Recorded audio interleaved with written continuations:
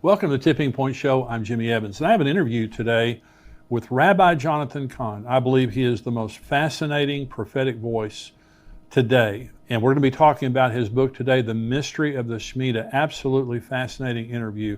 Let me just remind you before we go into that interview, we have the conference, the Tipping Point Prophecy Conference, coming up September 17th right here in the Dallas-Fort Worth Metroplex at Fellowship Church, from 9 a.m. to 5:30 p.m. They're on September 17th. We'd love to have you join us. We have Rabbi Jonathan Cahn, myself, Dr. Mark Hitchcock, Greg Laurie, Billy Crone, Pastor Ed Young.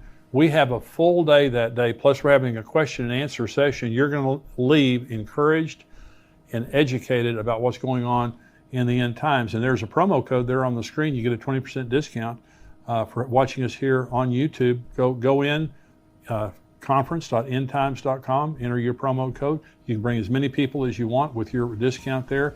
We would love to have you come and bring somebody with you. It's my great pleasure today to introduce Rabbi Jonathan Cahn joining me here to talk about his book, The Mystery of the Shemitah.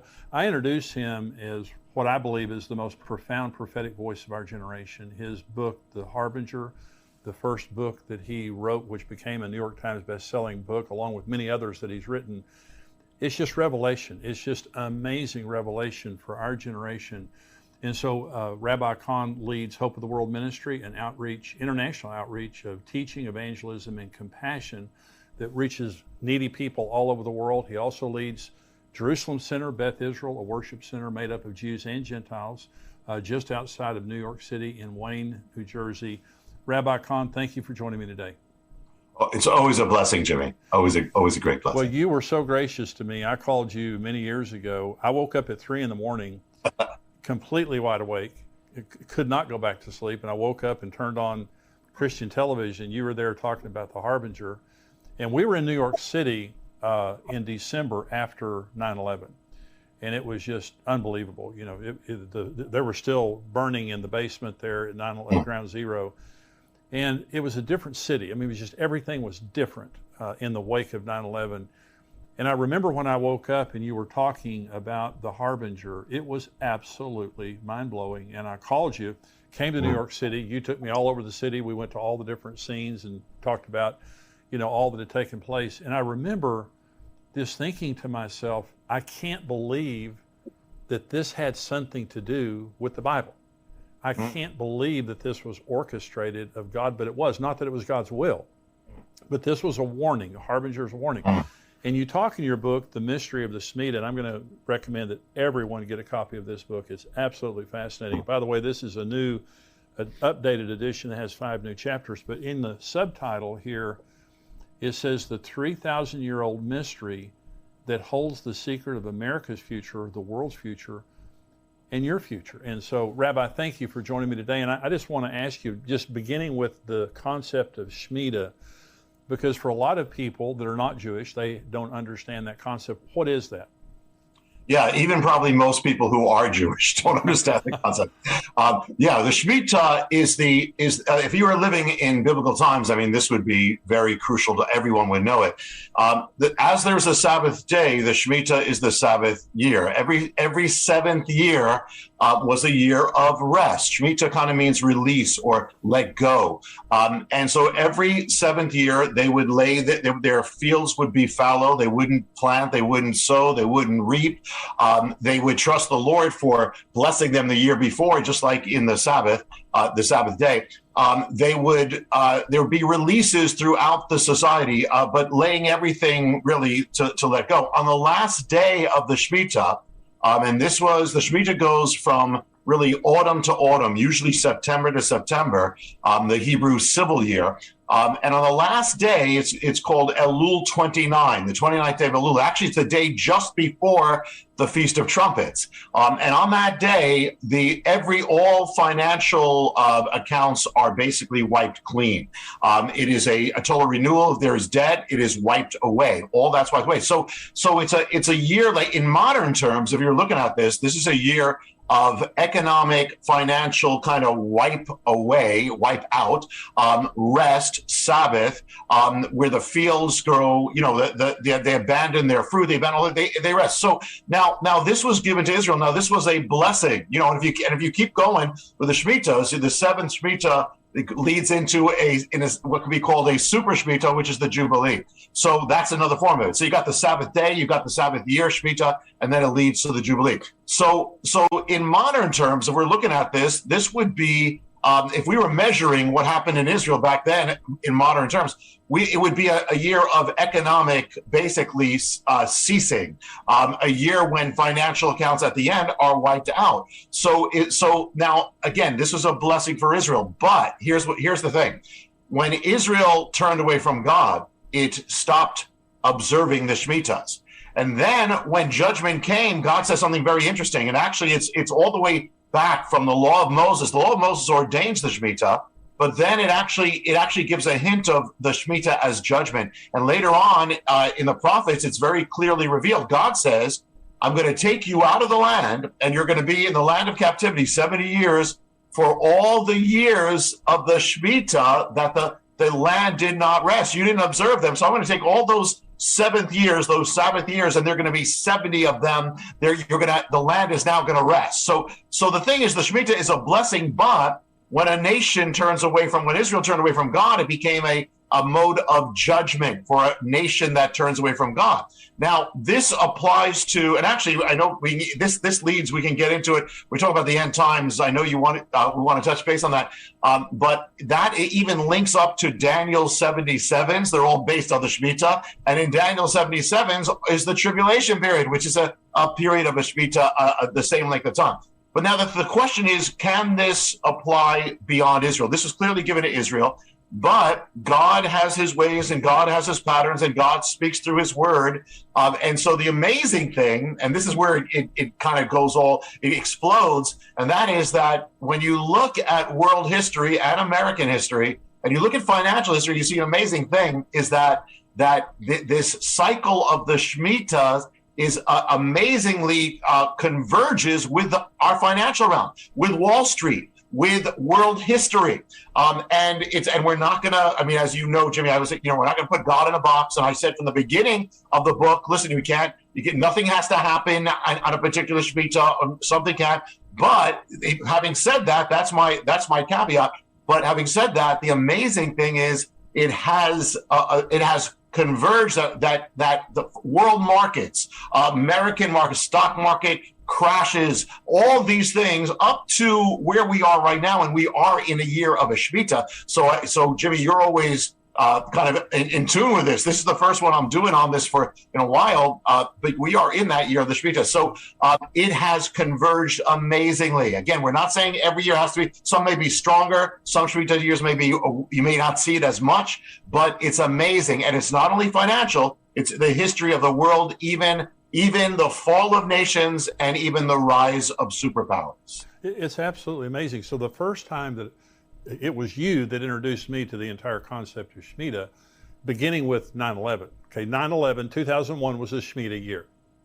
Okay, and so in that year of the Shemitah year, of course, 2008, 2015, and now 2022, those are all Shemitah years. Every single one of those years, there was a financial collapse. And we're seeing it again right now in 2022. So yes. you made the statement a little bit earlier. Does this relate to non-Jews? Absolutely.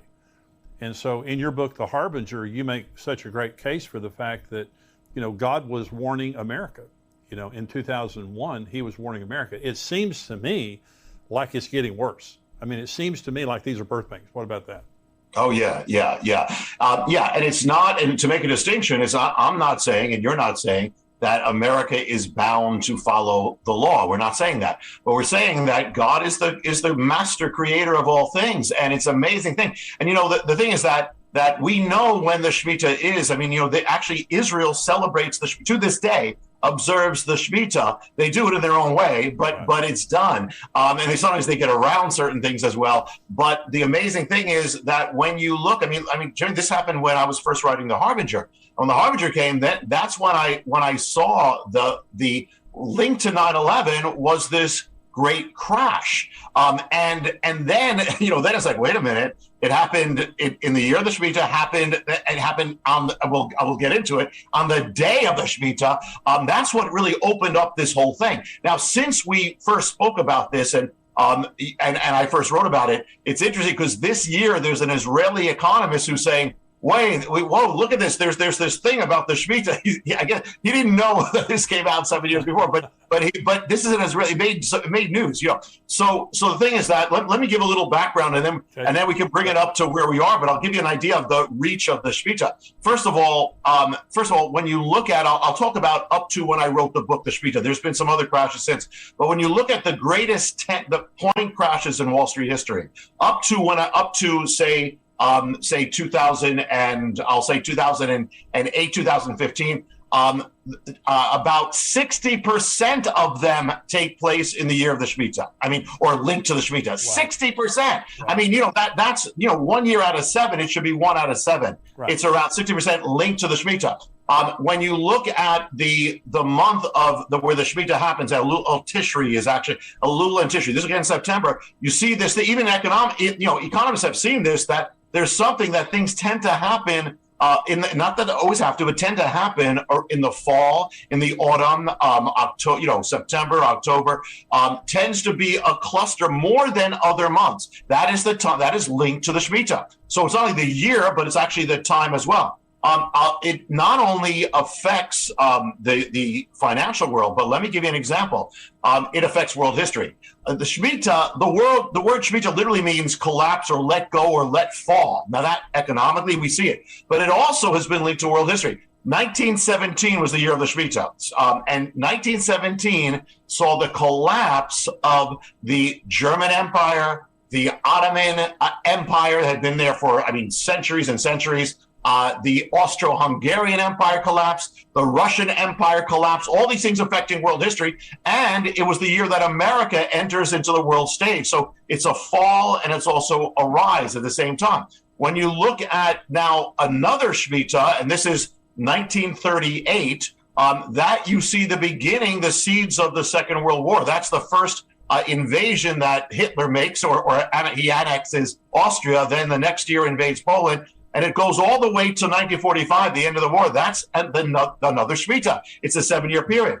The Holocaust is beginning in 1938, Kristallnacht and all these things. That's the year of the Shemitah. It ends 1945, 7-year cycle, Shemitah. At the same time, it not only, it's, at the end of 1945, you have another collapse. You have the collapse of all the colonial empires begin collapsing in the year of the Shemitah.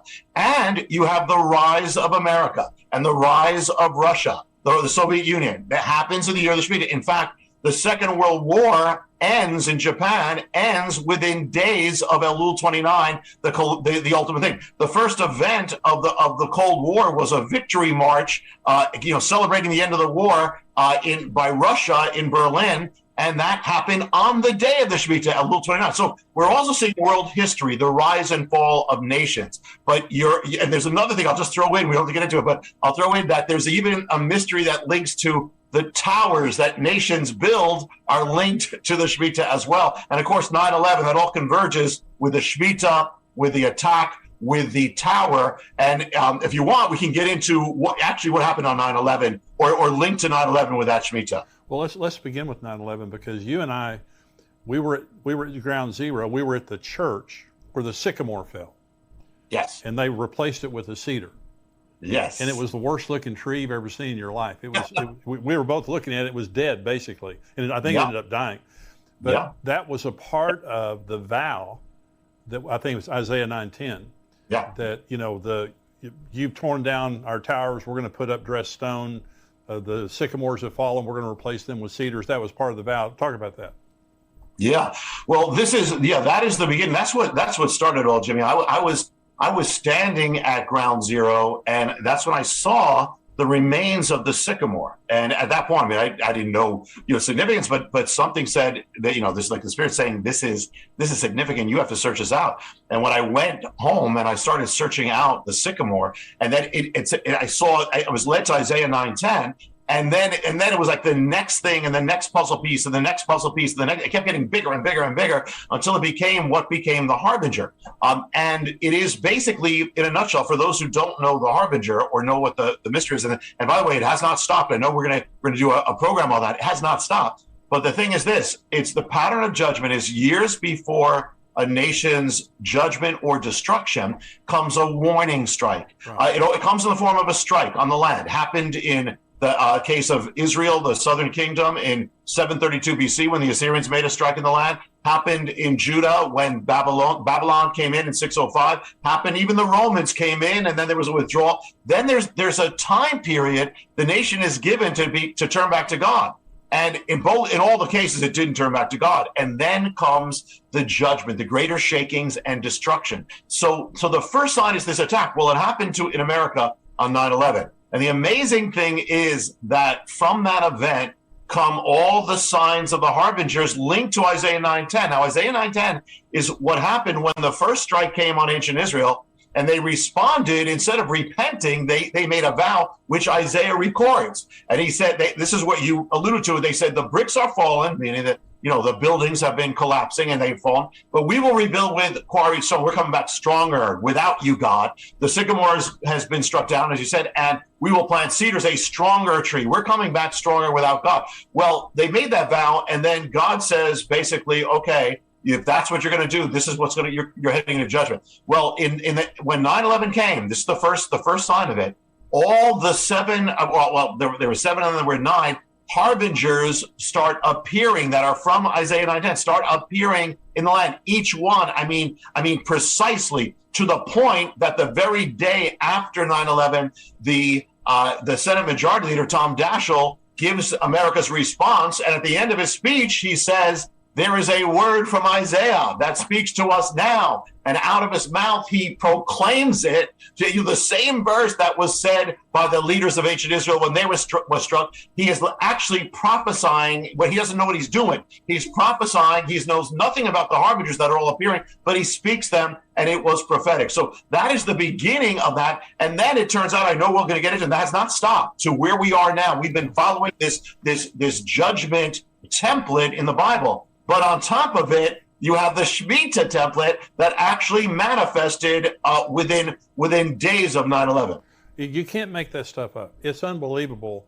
It's uncanny. But also in the Western mind, we think if something's happened, it can't happen again. In the Jewish mind, since it happened, it's going to happen again. And so what's happening is we're seeing God in His mercy. It's a merciful thing. Yeah. That He warned us in 9/11, but the poll that came out last week, the Gallup poll, is fewer people today in America believe in God than ever before. It's dropped like 6 percentage points. So we're not turning back to God. I mean, some people are, but in general, we're not turning back to God. So let's come current. Yeah. 2022 is a Shemitah year, and I know you don't set dates, but what do you think about where we are in related to the Shemitah? Because once we finish 2022, the next one's going to be 2029. So what do you think is going to happen? Yeah, well, a few things. And to say, and you literally from the Shemitah of 2001, then the Shemitah of 2008, and the Shemitah of 2015, people don't realize as much. Every one of them have seen crashes, right, or every single one of them. And 2001 and 2008 saw the most dramatic on the days. I mean, mind-boggling. And again, all right. So here's the caveat is: listen, I'm not saying God has to do anything. Be ready either way. However, be ready. And the thing is, the interesting thing is, and you also alluded to that, is we have already seen the signs of it. Right. I mean, what's happened is the stock market has.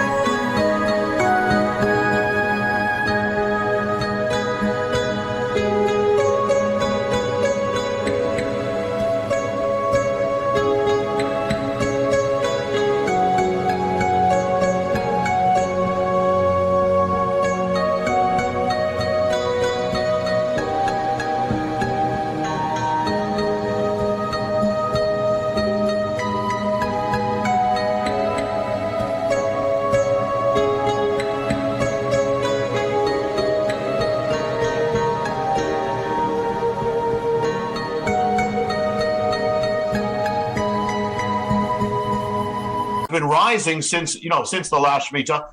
It had a because of COVID, of course, there was an immediate collapse, but then that recovered pretty quickly. But then if you keep going, then it's kind of going up and up and up and up. And then comes the beginning of the Shemitah of this starts in 2021. It's the end of that year. It starts in September, October. Remember, that's always the time of the Hebrew civil year. So that starts around about 2 months later. I believe it's the S&P 500 starts going down. It starts reversing. January, the Dow Jones Industrial, the very beginning starts going down. So it's been going down. It's been going down. Our economic problems are now are now cascading. Yeah. We have inflation. We have not seen this inflation in 40 years. Yeah.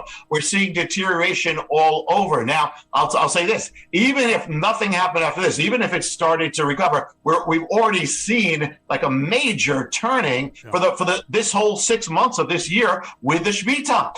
So the thing is that a few things. One is, it can always recover in time. However, just a few things to note. The Shemitah year, when it comes, the turning can happen at any point. Often, the most dramatic time is as it heads to that peak time, which is when you start getting into Elul, which is around August, September. When you get into that, often it's a peak time. So again, I'm not saying anything has to happen. It could recover beforehand. However, generally, often the period as you progress there often becomes more intense. Some of the greatest, as I said, the greatest stock market crashes have actually converged around that time period, and it is a Shemitah time. So that can have, that's number one. And again, I'm not prophesying it. I'm simply saying this is what's there. Be aware of this, and we are already seeing the signs. The whole world is seeing the signs of it. The other thing about it is that I'll get to end time prophecy, and when you talk about after that, what happens after. One thing is to keep in mind when we started this, we spoke about the 7-year period, and then if Israel didn't observe it, it was gonna be observed anyway. They're going to be in exile. The 70 years of Daniel, the 77s, are based on the 70 years of the Shemitah. Because when they were in Babylon for 70 years, that stands for the 70 Shemitahs they did not observe. So how many years? 490 years of history where they did not observe the Shemitah. Then Daniel gets this vision, the great prophecy from the angel to give the 70 weeks of Daniel. Well, it's the same thing, but it's reversed. It's now taking 77s and it's now translating them to 490 years to the coming of Messiah. But of course, we know that the last week is missing or is separated. Right. So just to keep in mind, and I'm not saying, the 70-year period, the tribulation is a Shemitah. However, what I'm saying is it clearly is linked to the mystery of the Shemitah, and it clearly is a period of time which is the Shemitah as well. So you could take it as a hyper Shemitah with this coming. So after this, could it be, 20, you're saying to say 2022 to 2029, and could 2029 and that period be significant? It certainly could. Also, to keep in mind as well, when you get to around 2029, and we're not saying anything has to happen, but we're here to be watchmen. We're here to say, look at this. 2029, 2030, around that whole period, you're now approaching the 2,000-year period of the church age. Right. And so, and I will tell you this, Jimmy, before I even knew about the Shemitah, when I just got saved, when I was a new believer, I was always looking at this time period, 2029, 2030. And, just as, there's several things that converge. I'm not saying it has to, but several things converge. So really, the Shemitah it really spreads to everything. Well, so let me talk to you about Iran and Israel for just a minute, because we're talking about Elul 29. And is that the date when the temples were both destroyed? No, the temple was destroyed on the 9th of Av, but it is near that time period. We're talking about August, but at the same time, but here's another thing, is that, of course, on the Hebrew calendar and the Western calendar oscillate. So at times that you could have a convergence of the two, because it's all around the same period of time, August, and then goes into September. So right now, Iran is defying the world. They're enriching uranium to 90%. I think they have it at 60%. They're enriching it to 90%. They were censured by the Joint Comprehensive Plan of Action group that was trying to get, an agreement together. And so there's tremendous tension right now in the Gog and Magog war of Ezekiel 38 and 39. At some point in time, we're going to see that fulfilled, because it's not fulfilled yet. What do you believe about the period of time we're in right now? Because again, we're in a Shemitah year, and many of the most knowledgeable people are saying Iran is basically right there. They're either there or they're right there of getting a nuclear weapon. And Israel's not going to sit back and watch them develop that. So what do you think about that? Yeah. I mean, we've been watching Iran for a long time, and, Netanyahu would always warn the United Nations. But now what's different, you're alluding to it, is that we're getting reports not from Israel and we're getting that, and not from Netanyahu. We're getting it from these commissions that are saying they've reached that point. A number of things. One is, in the period we are now, one is you rightly speak about Ezekiel 38 and 39. Clearly, Iran, it speaks about Persia. Clearly, Persia is Iran. And at the same time, you have this alliance of nations. You have Turkey. You have Iran. You have Russia. Which are all linked together now, and others that are linked together in the prophecy of Ezekiel.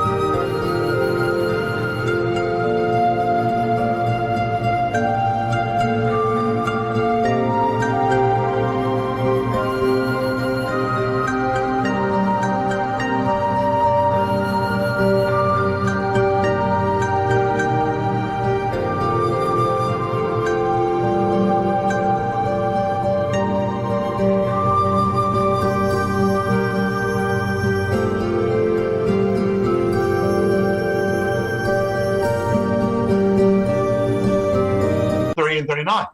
And this is to be distinguished from Armageddon. So that we're in this period now. So it has to happen sometime before the end. At the same time, and another thing about where we are right now, along with that, is, when you look at all the other things about the Harbinger and the template, American, you said, we have not turned back to God. We are racing away from God.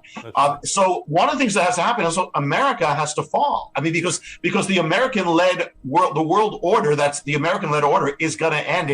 That's not the same as the very end that we read in the Bible. Right. So somehow we're going to see a collapse. Now, the Shemitah is a time, as I noted at the beginning, when you have seen collapses. The great collapses of empires have happened on the Shemitah, World War I and World War II. So could a collapse of America happen linked to a Shemitah? Yes. I mean, and the thing is, listen, we are already deteriorating economically. Our position in the world, our enemies are rising. China is rising. Others are rising. So we're already in the neighborhood. So you're right, it could.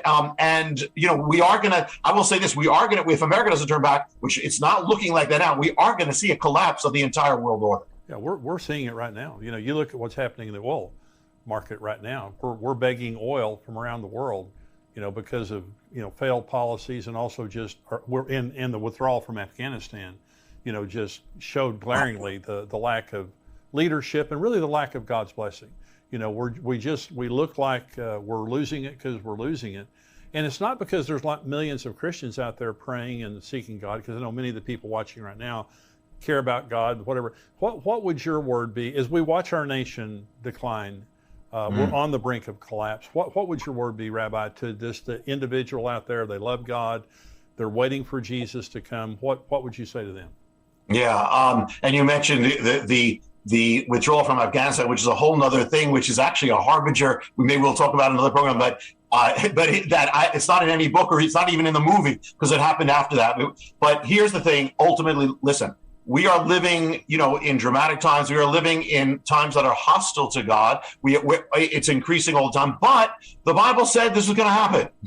We knew this was going to happen. So we can't panic because it's happening. God said it. So it says God is still on the throne because what he said is happening. But the second thing is, we pray often a lot of believers are praying, I wish I could live in biblical times. You're in biblical times now. Right. And it's these are the same times that Jeremiah lived in, that Paul lived in. They didn't live in a Christian culture. They lived in a culture that was hostile to Christianity. So the thing is, it doesn't stop our mission. It doesn't stop your call. In fact, it makes it all the more important. Number one, we do have to pray for revival because it's the only thing that can save America, if my people. We have to, and we also have to start living in revival because that's something that we have control over. And we have to be the lights. But the other thing is that, listen, if the dark is getting darker, you are the light of God. You have to get brighter. This is the time that we have to stand without compromise. We have to stand all the more. This is the time that actually makes people great. These are the great testimonies on these times. So God is saying, it says the eyes of the Lord are searching the entire earth, looking for the one whose heart is his. He's going to make himself powerful for that one. You be that one.